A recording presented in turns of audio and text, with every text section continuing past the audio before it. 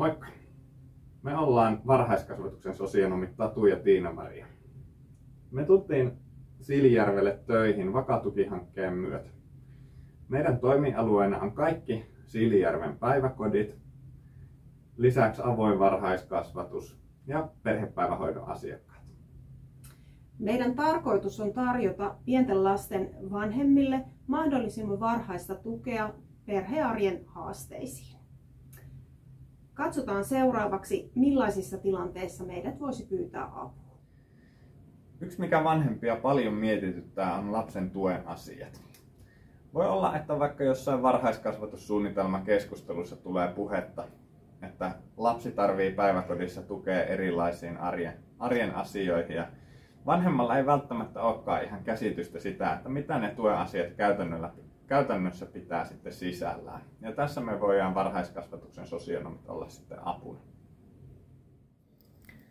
Voi olla, että lapsi tarvitsee tukea esimerkiksi puheen kehityksen osa-alueella. Me voimme tuolloin tehdä perheelle esimerkiksi kuvakommunikaationauhoja tai opastaa arjen toimintojen kuvittamisessa. Jos esimerkiksi jotkut arjen rutiinit tuottavat toistuvasti haasteita, voidaan miettiä yhdessä keinoja sen helpottamiseen. Toisinaan apu löytyy rutiinien kuvittamisesta, toisinaan muista asioista. Ennakointia ja lapsen hahmottamista voidaan helpottaa myös erilaisilla kalentereilla tai ajastimilla. Tukea on totta kai myöskin erilaisiin nepsypiirteisiin.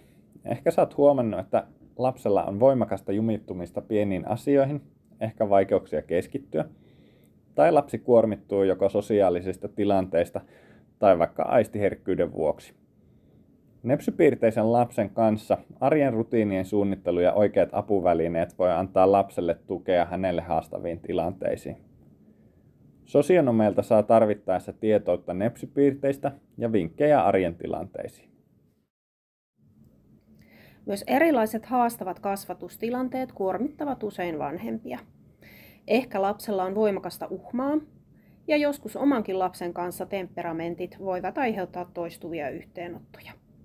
Meidän kanssa voi käydä läpi erilaisia tunnetyöskentelyn keinoja ja saada kotiin esimerkiksi itsesäätelyyn liittyviä materiaaleja.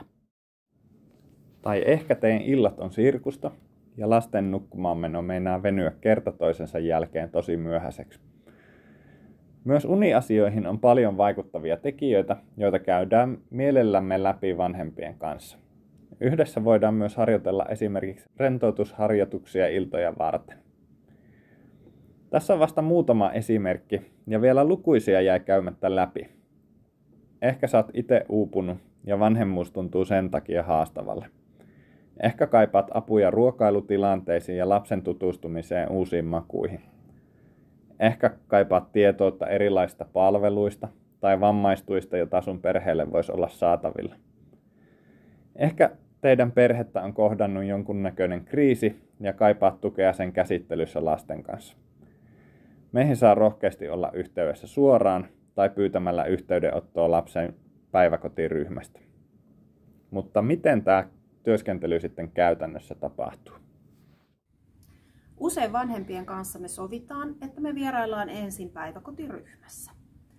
Ryhmän mukana toimiessa me opitaan tuntemaan lapsi ja henkilökunnalta saadaan tietoa myöskin jo toimivista käytännöistä lapsen kanssa. Ryhmässä me toimitaan osana henkilökuntaa ja ei varsinaisesti vain yhtä lasta varten olla, vaan ikään kuin lisäapuna ryhmän mukana. Yhdessä voidaan sitten miettiä hyviä käytäntöjä niin päiväkotiin kuin sitten perheen arkeen. Yleensä vanhempien kanssa sovitaan myös kotikäynneistä. Koti on paras paikka koko perheen kanssa työskentelylle, kun siellä näkee konkreettisesti lapsen toimintaympäristön ja voi miettiä yhdessä esimerkiksi konkreettisesti, että mihin paikkoihin kotona tuen keinoja asetetaan. Jos teemana on vaikkapa tunnetyöskentely, voi ohjaaja pitää lapsille yhteistä leikkisää toimintatuokiota, jossa vanhemmatkin näkee, että miten tunnetaitoja voi opetella yhdessä lasten kanssa ja millaisia välineitä siihen on. Lisäksi teemme niin sanottua vanhemmuustyöskentelyä, jota voidaan tehdä keskustellen joko kotikäyntien yhteydessä tai erikseen päiväkodille sovituissa tapaamisissa. Vanhemmuustyöskentelyssä voidaan aikuisten kesken puhua siitä, miten perheen asettamien tavoitteiden kanssa on edetty ja mihin kaivattaisiin vielä tukea. Työskentelyn määrä ja kesto sovitaan perheen kanssa, mutta useimmiten tapaamiset ovat kerran viikossa tai 2 ja harvenevat työskentelyn loppua kohden. Työskentely meidän kanssa on aina luottamuksellista. Muistiinpanot, joita tehdään käynneistä, on vain meidän omaa käyttöä varten, eikä niitä jaeta kellekään. Vanhempien toiveesta lapsen varhaiskasvatussuunnitelmaan voidaan merkitä niitä teemoja, joita perhe on varhaiskasvatuksen sosionomin kanssa työstänyt. Vanhempien luvalla sitten me voidaan myöskin olla yhteyksissä tuonne päiväkotiryhmän suuntaan sekä muihin moniammatillisiin tahoihin.